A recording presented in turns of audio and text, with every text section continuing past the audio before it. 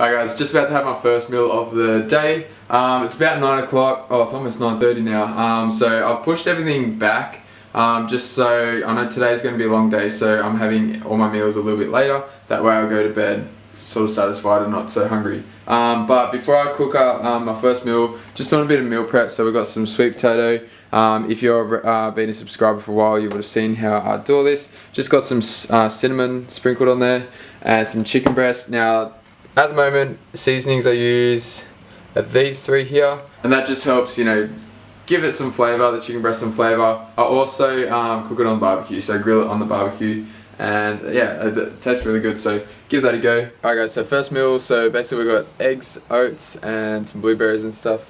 With the sauces and whatnot, at the moment I'm using so just barbecue and tomato, like sugar free. I'm trying to cut back on using like a lot of artificial, you know, sweeteners and stuff like that, but it's better to have, you know, just a little bit of that than spill over my calories at the moment. So also some sugar-free maple syrup as well, so you're going to put that on my oats. Alright guys, just finished up doing some meal prep. So this is generally how much I cook and prep at a time. So this is chicken meals, and then we've got some kangaroo meals here. I'll go through these when I get to them later on throughout the day, but basically we've got 7 chicken, so 1 each day, so that's going to get us up until Sunday, and then this is going to be till Wednesday, so I'll have to do a bit more cooking later on with some kangaroo.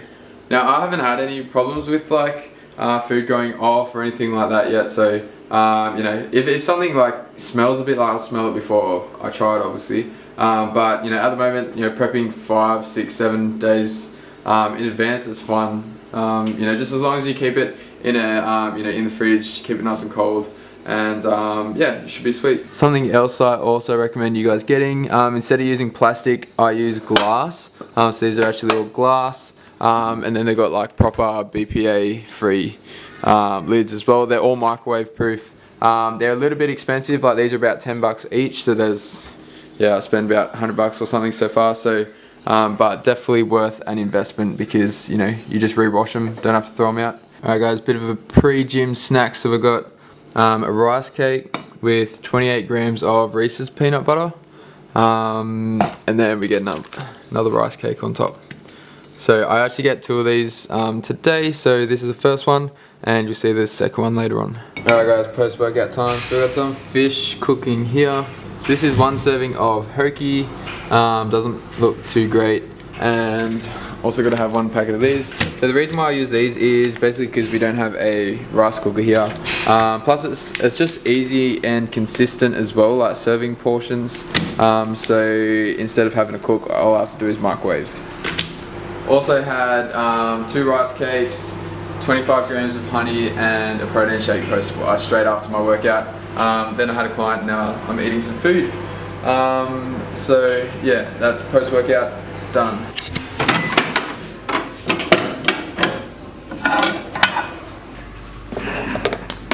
Alright guys, so this is what we call meal A or meal B. You'll see the other meal A or meal B later on, but basically this I have either pre-workout or later on in the evening. If I work out early morning, then I'll have meal 1, like my breakfast, and then train, and then have my post-workout meal. So my fish and rice is always post-workout. This is just fitted in during, you know, either before working out or later on after working out, if that makes sense. So at the moment I'm having, so it's 150 grams of chicken, we've got some greens, and then 180 grams of sweet potato.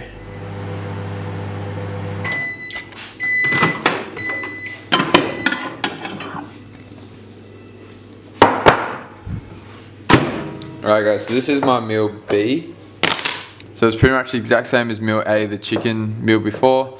The only difference is now I've got kangaroo. So it's 175 grams of kangaroo, which is 2 patties, the greens, and then 180 grams of sweet potato. I also forgot to film, I had my second rice cake and peanut butter between my classes because I was getting a bit hungry, so just a bit of a snack. And then all I've got to do now is go home and finish off today's food with 120 grams of chobani. So yeah, that's a wrap for food. I'll put a post up on Instagram and my Snapchat today asking if anyone has questions regards to nutrition and diet and supplements and all that sort of thing. So I've got some good questions, so I'm going to answer that tomorrow morning when I've got a bit more energy. I actually feel like I'm getting a little bit sick, so I need to go home and get some sleep because I just don't have time to get sick. So yeah, anyways, I'll see you guys in the morning. We'll answer some of these questions.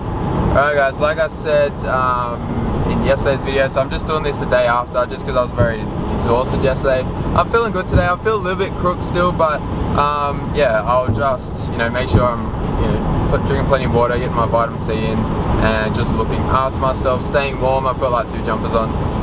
But yeah, so let's get into these questions. So I picked out 3 questions that I got, and we're going to get into them right now and answer them. I'm just driving a Coffs at the moment, and I'm using this time to talk to you guys about these things, these questions. So first question I got was my thoughts between if it fits your macros versus the whole bro diet. So this is my view and my opinion of this subject, right guys? So first of all, I see both sides. So that if you don't know what if it fits your macros is, just Google it or something.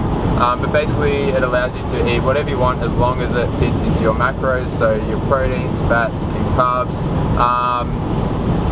The bro diet is sticking to like whole meal, whole foods and all that sort of thing.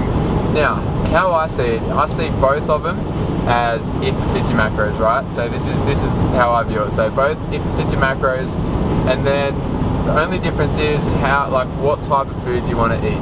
Now, to be honest, I think it's totally up to each person and what they prefer to eat, and also their lifestyle choices, and if they're not able to do meal prep and all that sort of thing, then of course it's easier to just get some food. Like I did Subway the other week. Subway is pretty good.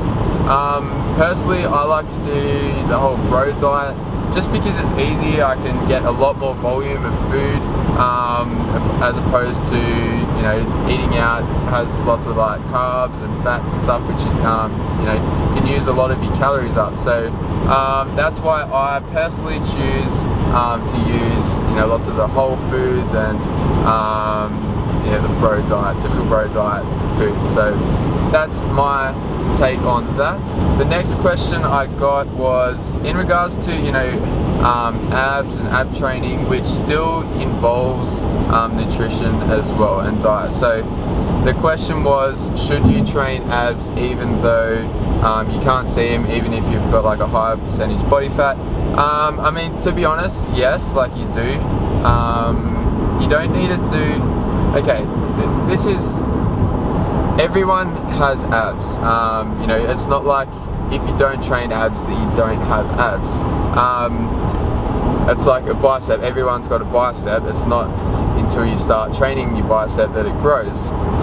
Same with abs. So everyone's got abs. You can diet down and you'll be able to see them, but there's a car right next to me looking at me. So everyone's got abs, but you're not going to see them until you diet down and have a lower body fat percentage. Now basically training your abs and using resistance exercises and all that sort of thing will help build up and make your abs stick out a little bit more, and then of course they'll be more defined, and then you can have a bit more of a high percentage body fat as well.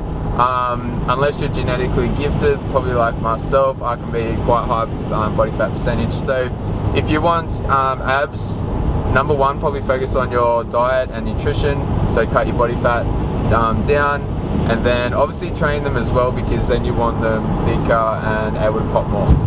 And the last question of today was, how do you get started with doing meal prep and prepping your own meals? Where to start? How much food should I eat? And tracking macros, all that sort of thing. So first thing I would do is research. So you're not going to be able to learn everything in an hour. Even the highest nutritionists and diet coaches and all that sort of thing, they're continually learning as well. So you're not going to learn everything straight away. It's going to be a massive learning process, but you're not going to learn until you try. So first, number one, do some research yourself. You can hire a coach. That's probably the other best thing as well. But probably the first thing that I did when I first started training, and checking out my diet, was I just did a bit of research and then just started cooking up food. I did like plain old chicken in the what I used to do, I used to oven bake it, and then some sweet potato. It was just real plain and boring, but I started there, and then that's how the camera's tilted a bit, and then I have learnt and progressed from there. So I've been now probably dieting for around 3 years, just learning bits and pieces here and now. So my number one advice is just start and do some research yourself. Read, watch videos, and then trial and error is the other biggest thing. So yeah, that's it for the 3 questions that I chose today. If you've got any further questions, comment below and I'll be sure to answer them in my next video. So that's going to be a wrap for this one. I'm about to turn into McDonald's and get my coffee for today, which is tomorrow's video if you're watching this yesterday. Alright guys, thanks for watching. Be sure to hit that subscribe button if you're not subscribed yet, and comment any questions below like I said before, and I'll see you guys in tomorrow's video, which is today's video that I'm filming now.